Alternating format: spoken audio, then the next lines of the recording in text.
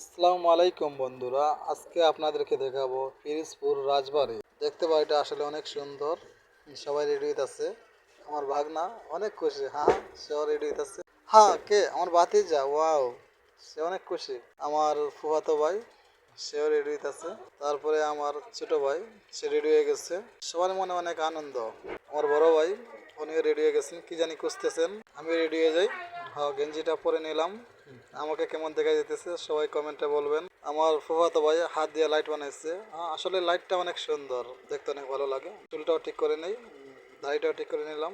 ওকে, সবাই রেডি হয়ে গেলাম। এখন সবাই ঘর থেকে বাড়িতে আছে।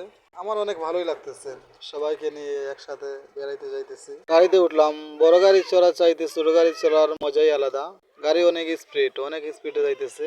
আর ছোট গাড়িতে বসলে অনেক বাতাসও লাগে, অনেক ভালো লাগে। চলে আসছি। ওয়াও, বাড়িটা অনেক সুন্দর। গেটের ভিতরে ঢুকি, দেখি যে ভিতরে কিরকম। ওয়াও, ভিতরটা অনেক সুন্দর, দেখি মনটা ভরে গেল। আমার মতো আরো অনেকেই আসছে, সবাই ছবি তুলতেছে।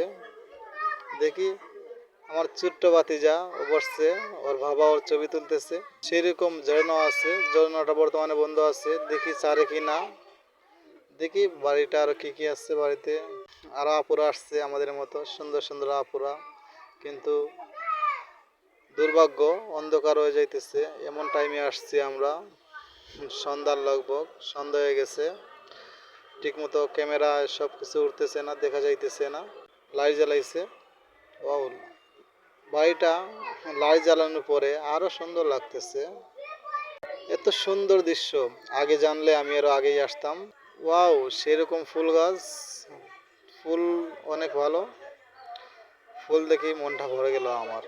ঝর্ণা সেই, ওয়াও, ঝর্ণা, এত সুন্দর ঝর্ণা, ঝর্ণার চার্চে লাইটিং সেরকম লাগতেছে। বাড়িটা দেখা শেষ, তার পাশে আছে গ্যাস পাম্প। গ্যাস পাম্প দেখতে এলাম। গ্যাস পাম্পে আগুন জ্বলতেছে।